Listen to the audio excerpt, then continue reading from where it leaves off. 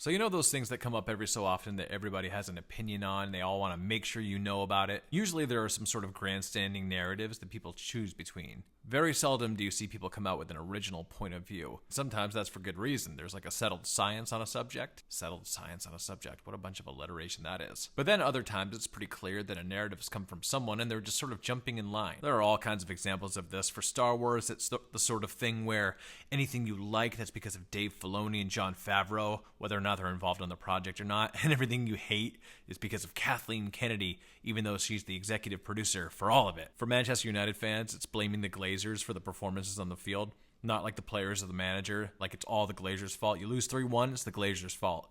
You win 3-0, has nothing to do with the Glazers. Interesting thought about the Glazers and Man United fans. You wonder if they're ever going to have a significant protest where fans stop actually going to the matches and make the club no longer financially viable for the Glazer family. It's almost like to get a different result, you're going to have to do a different thing. I don't know. I'm not a Manchester United fan. I don't want to go down that rabbit hole. There are a lot of things out there that people have opinions on that are really just virtue signals. They don't really care about it at all. I feel as though in football, mental health awareness is one of those things. Just do like a quick keyword search for mental health awareness and look at some of the accounts that purport to support that kind of thing, and then look at the kind of stuff they tweet. There's a level of cognitive dissonance there that's pretty gnarly. So this episode is going to talk about that. Cue the intro. Okay, fine. I guess I'll do the intro. I've got to be clear in my communication and my commitment and of what I'm asking my guys to do. The beautiful Gabe. Wait, no, that's not right. It's the beautiful Gabe. Beautiful Game football show. Is that Gabe, the American that Leeds United fan? Oh my God, no.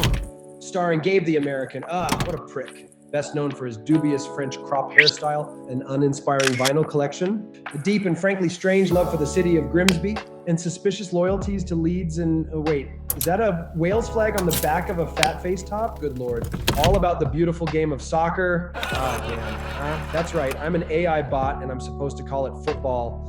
Like and subscribe, I guess, or don't. What do I care? You'll never see my face again. Now, if you've been watching or listening to football news at all lately, you know that Jadon Sancho's in a bit of a row with his manager, Erik ten Hag. I suppose you could say with the club, about whether or not he's going to play again. There's been some back and forth between the manager and the player. The manager made some comments, then the player made some comments, and it's all just gone wrong. This isn't the first time that Erik ten Hag has fallen out with a player, mind you. And people are starting to question the guy's man management skills, and I think with good reason. But let's look at Jadon Sancho, because the narratives around this player are becoming conflated. So essentially, this is a guy that came in from Dortmund in the Bundesliga with a huge price tag, although huge is relative now. You have clubs like Chelsea paying over $100 million for players that, are they really worth that? Anyway, that's not what we're here to talk about. And needless to say, it hasn't really gone Sancho's way at Manchester United. And there are a number of reasons for that. We could talk about him, I guess, but I'm not really interested in making that kind of video today. And to be honest, I could care less about Man United from a footballing perspective, but they are an interesting case study when it comes to mental health in football. Now, we all know that Jadon Sancho took some time away from the team because A, he wasn't physically fit, but B, he wasn't, quote, mentally fit. He was having some mental health difficulties. Funny enough, the club wasn't authorized to disclose that information. Now, I lived in the UK twice in two different cities, but as a student both times,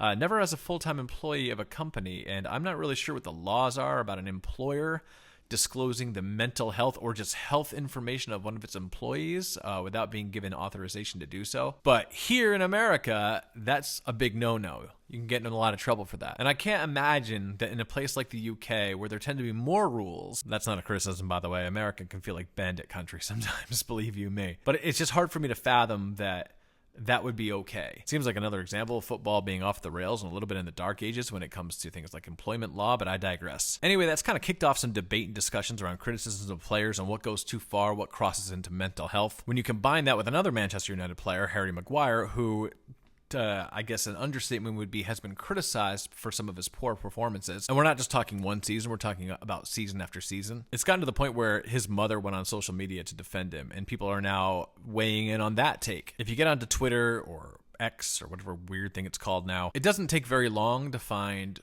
let's say, de-elevated discourse around a player, a team, a subject, anything. And again, many of those people posting some of the worst stuff are going to be the biggest advocates for mental health awareness. So where's the disconnect? What's happening here? I think there are a couple things at play. And for algorithm purposes, I'm going to break them down into a numbered list. But first, let's see if we recognize some names here. George Harrison, the footballer, not the Beatle. Mirko Saric, Robert Inca, Gary Speed, Chris Mitchell, Chris Sutton, Micah Richards, Paul Pogba, Dominic Calvert-Lewin, Brian Linehan, Paul Gascoigne, Andres Iniesta, Landon Donovan, Gigi Buffon, Tony Adams, Clark Carlisle, Tyrone Mings, Dele Alli, Michael Carrick. Some of these names you will have recognized for very dark reasons. Mental health awareness is a huge problem in football. We all know this. It's not a secret. The evidence is right in front of us. What has actually changed in football, though? Are we more aware? Has that awareness led to any change in behavior? Do we understand mental health more than we did? I'm going to say no. I think the only difference I can see is that there's a little bit less of a stigma when it comes to coming out and talking about your mental health issues. But I don't think content creators are more educated about mental health disorders. I don't think pundits are. I don't think managers or players are. And I'm not saying that people that suffer from mental health disorders aren't educated about what they're suffering from. I'm saying that the general populace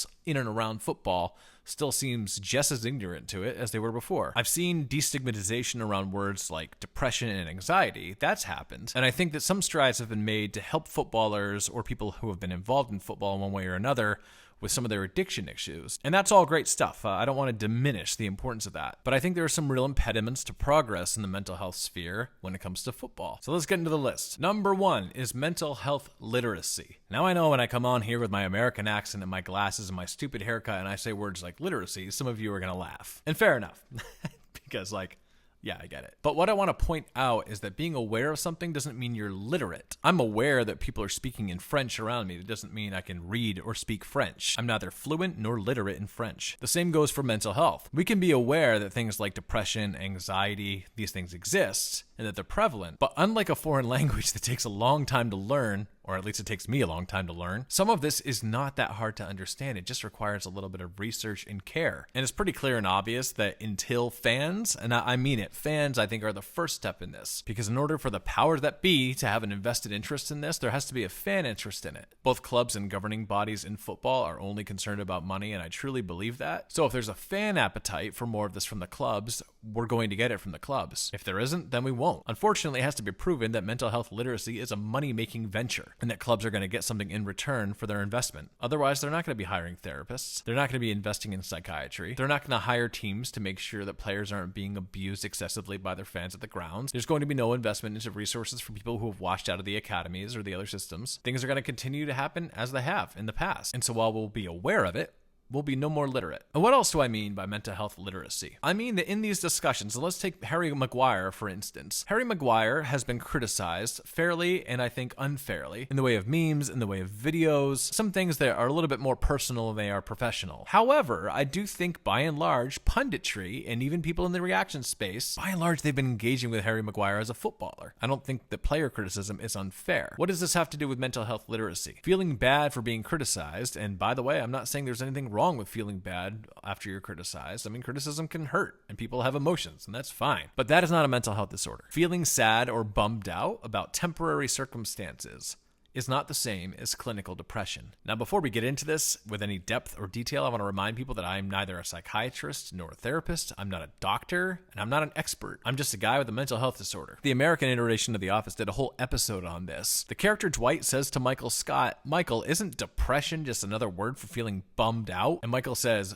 "Dwight, you ignorant slut. Clinical depression is a very serious long-term illness. There are more short-term and temporary forms of depression, postpartum depression, seasonal affective disorder. There are all kinds of different iterations of mental illness out there. And when we're not literate about mental health, we use these terms homogeneously. We sort of congeal them together under this umbrella of mental health. And even though I think Simon Jordan gets a lot of his takes wrong, I will say one thing about him. This week he said he thought it detracted from people who suffer from real mental health disorders to just conflate these terms together. Now, mental health isn't a race. It's not a competition. It's not a comparison. I've seen people with mental health disorders trying to one-up each other, and it's not about that. But it's valuable to draw distinctions between chronic disorders or severe anxiety disorders and feeling a little bit nervous before a match. Now, what does this have to do with Harry Maguire or Jadon Sancho? Honestly, it's hard to tell. That leads me into number 2. The second problem we have is we get into this thing called mental health speculation. We start theorizing about the mental health of players, and we start litigating it and playing it out in the public sphere. That is so incredibly inappropriate because there are people on Twitter that want to diagnose somebody with a mental health disorder. Part of the problem, part of what makes it difficult to come out and talk about mental health is that people are going to speculate about the degree on which you might suffer. And some of them are going to say, oh, that's not a big deal. Now remember, it's not the same thing to say that there are lines between different types of mental health disorders. Short-term mental health disorders can be just as dangerous. So again, it's not about comparing severity. It's about drawing distinctions, because when you draw a distinction and you know what you're dealing with, you can get the right diagnosis and you can get the right prescription and or help you need. Speculating and amalgamating doesn't help. And I think part of the reason why people, men in particular, keep their mental health disorders to themselves or keep their mental health issues to themselves is they don't want people debating about it. I can guarantee Jadon Sancho wasn't particularly appreciative of Erik ten Hag getting up at a press conference and talking about his mental health. Because again, we go back to number one, there's a lot of mental health illiteracy out there. There's going to be some people that have no understanding about what any of that means. Great example of this is I have what's called complex post-traumatic stress disorder. It took a long time to get diagnosed because I had symptoms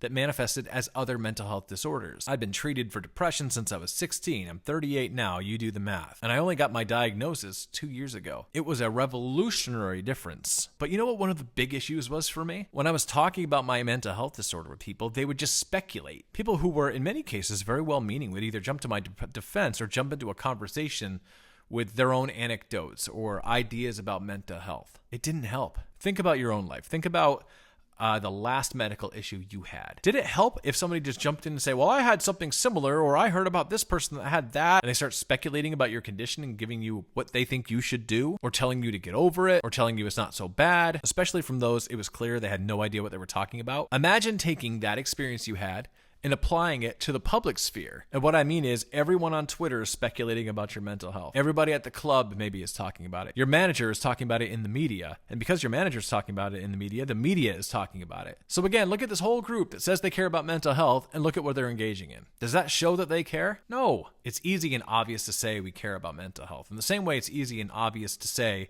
we care about getting racism out of the game. In the same way, it's easy to say we care about equity and social equality. But when the rubber meets the road and it comes down to actually doing substantive action, particularly those that can make you less popular or not even compromise your popularity, but just decrease your personal brand, most people come up short. And when you're trying to do good, it's hard. Let me tell you why. Social media tools, I hate to tell you this, are by design incentivizing negative content. What does that mean? It means the algorithm responds more positively to something negative in terms of virality than something positive. This is my field, guys. This is like what I work in from 9 to 5. So you've got these speculative conversations happening in a swirl of negativity with tools that are designed to boost the content that is most egregious. Those are the conversations that are getting amplified and then feeding a media machine, and that media machine is incentivizing negativity as well. So is the solution not to talk about it? No. There's a difference between having a first impulse conversation, which is just saying the first thing that pops into your brain, and having a reasonable conversation, which is a researched and well-articulated and thought position. That requires,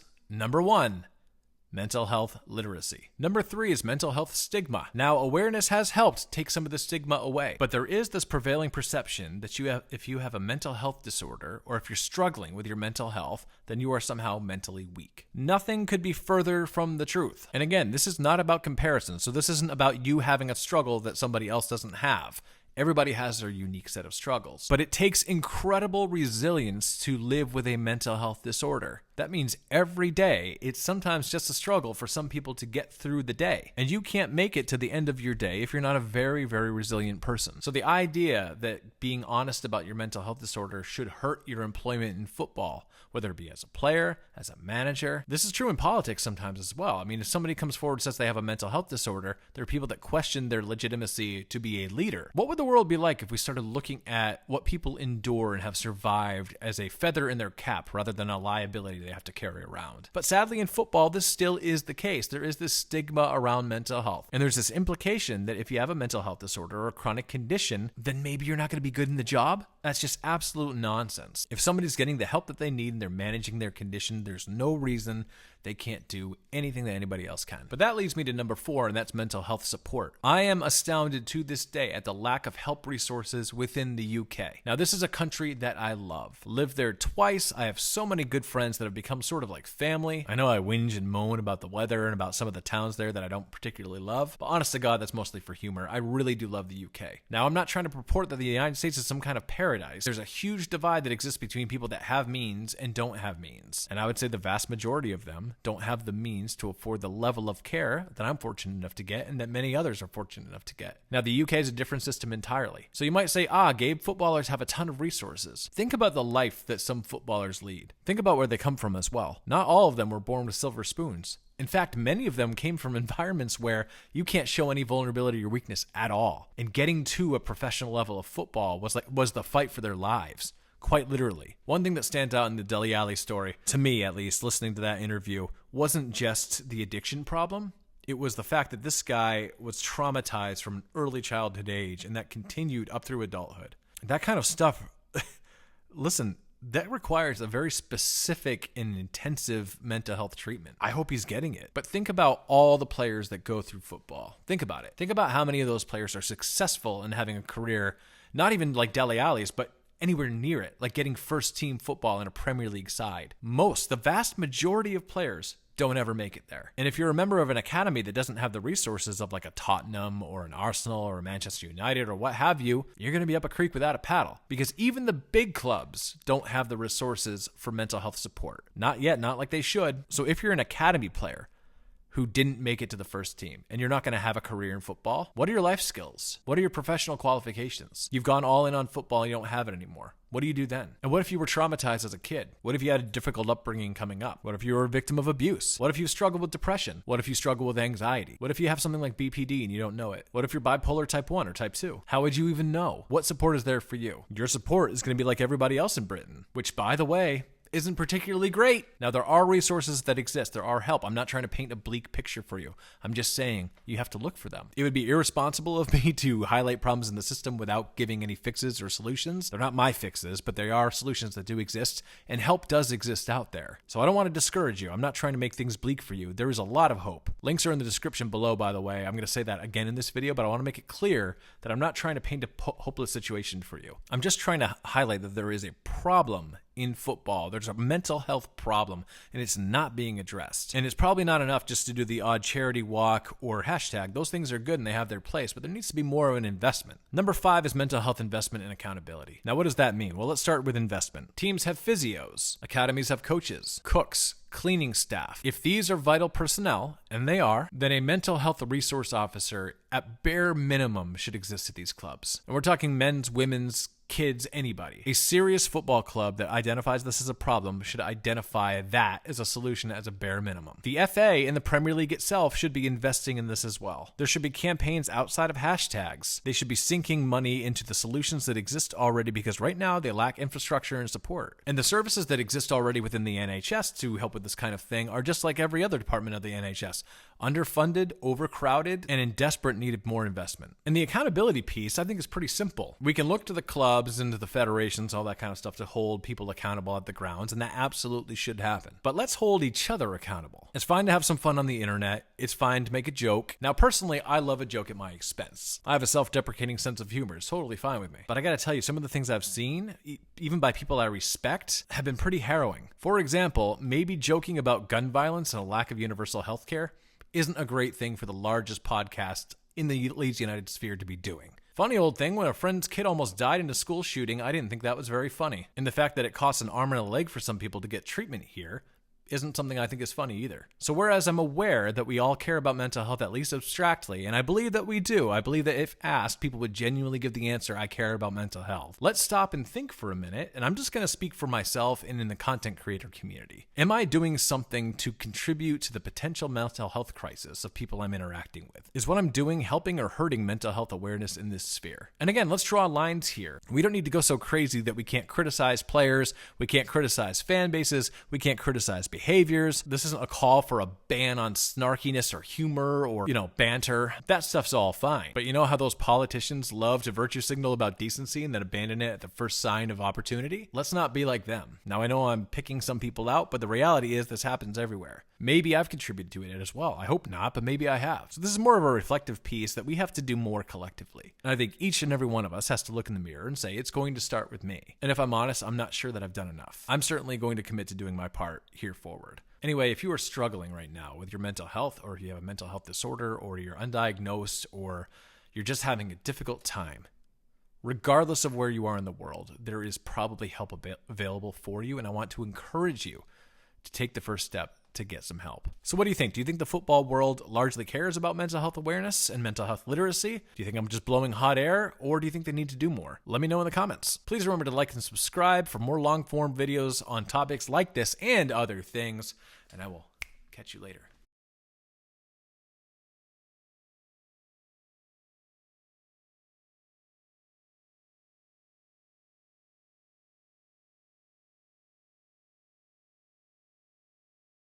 When we see FIFA and UEFA and CONCACAF and CONCABAL talking about mental health, how serious do you really think they are? Or are they responding to the cultural zeitgeist? Are they simply branches swaying with the wind? If the wind doesn't keep going, then the branches will stop swaying.